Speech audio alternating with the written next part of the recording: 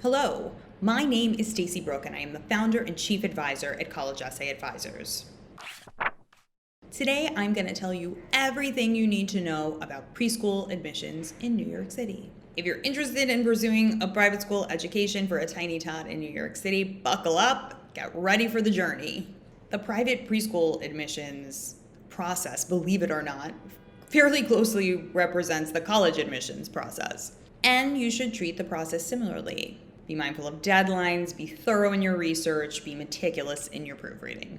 In order to tackle the process as efficiently as possible, start with research. There is so much to know when it comes to preschools, especially in the New York City metro area, so we recommend starting with plenty of time before applications are due to do your due diligence, take a look at any schools that you might be considering, do research on the websites, go to open houses and tours, really wrap your head around the scene.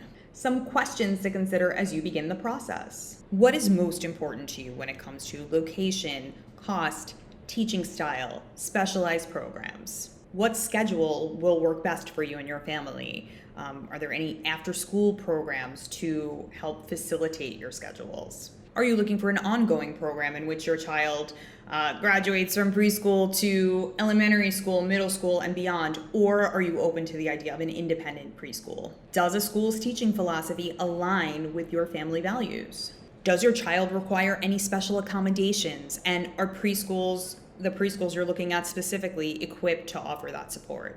How much in tuition are you willing to pay annually? And relatedly, are any of these preschools that you're looking at willing to offer financial support? Finally, research is invaluable because in order to apply to some of these institutions, you have to first request an application. So you just want to make sure you're on top of the whole process and that you start as early as possible to follow the timeline.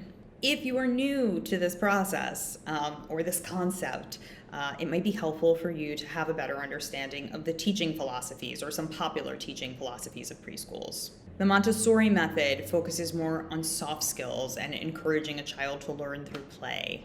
The teacher acts as more of a guide than an instructor, and children are encouraged to follow their own instincts. Inquiry-based learning focuses on allowing a child to follow their natural sense of curiosity with the goal of instilling a love of learning. The Waldorf philosophy focuses on structure. Teachers often remain with students for multiple years in a row to provide some dependability. This model focuses on the emotional maturation of students in addition to their academic growth.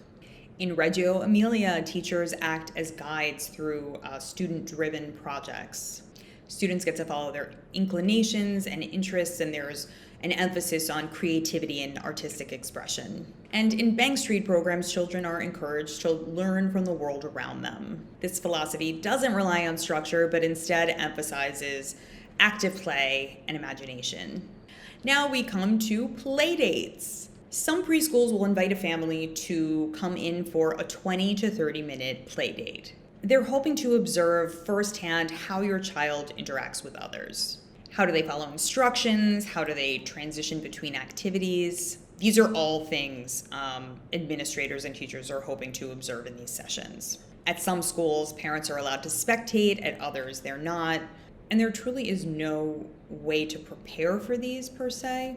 Hopefully you raise a child who can be respectful of others in a learning environment. We recommend that you enter these sessions with a full-bellied toddler and do anything you can to avoid things like sleep deprivation, thirst, hunger, other body-related issues that can potentially be sidelined or avoided during these play dates. There's no way to win a play date. Every kid has a bad day. There's really no guarantees for how these things are going to go.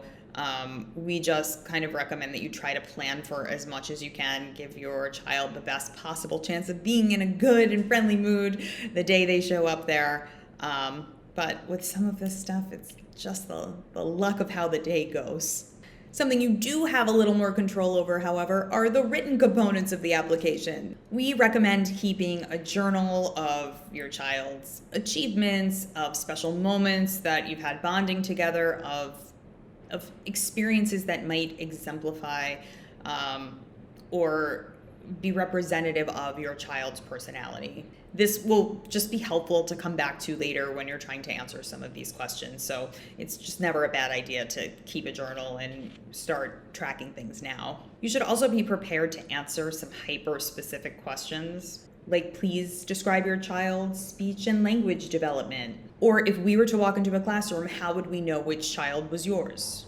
Questions like this don't always have obvious answers. They often require some brainstorming time to let things percolate. And while it's never too early to start jotting down notes about your child that might be useful in this process, you do also want to give them as much time as possible to grow and mature before you start answering these questions. So we don't recommend that a 1-year-old child serves as the inspiration for these applications for you. You want to make sure that you're talking about your child in the present moment and their skills as they're presented today. Ultimately, your goal is to introduce your child to admissions. You have a major opportunity here. You get to use your own words. You want to distinguish your child from other applicants, and you can do this using specific anecdotes, talking about highly personal traits, things that other parents will not be able to say about their children. It's also important to note that admissions is not expecting perfection, so as much as you can with balance, try to be as objective as possible. We also recommend, not a super fun part of the process, but brace yourself for rejection. Odds are that you will receive at least one rejection letter because preschool admissions are hyper competitive, especially in major metro areas. The odds are just not in your favor unless perhaps you have children enrolled in certain schools already, and even that's not a guarantee. Admissions at some elite preschools in New York City are as low as 5%. I just implore you, don't take it personally. This is a competitive environment that you're dealing with here, and you just need to know that rejection is likely coming. There could also be acceptances around the corner. Finally, if you feel overwhelmed by this process, which would not be a crazy thing to feel, consult the experts. We are here to help you through any part of the process. Don't hesitate to get in touch. We're happy to work with you on written components of the application, to help smooth out essays, to help talk through ideas. And remember, the preschool your child attends will likely not make or break their trajectory. Odds are there are several schools that will engage, support, inspire your child in a way that's going to lead to their positive, successful development. So stay positive, good luck with the process, and we're always here if you need us.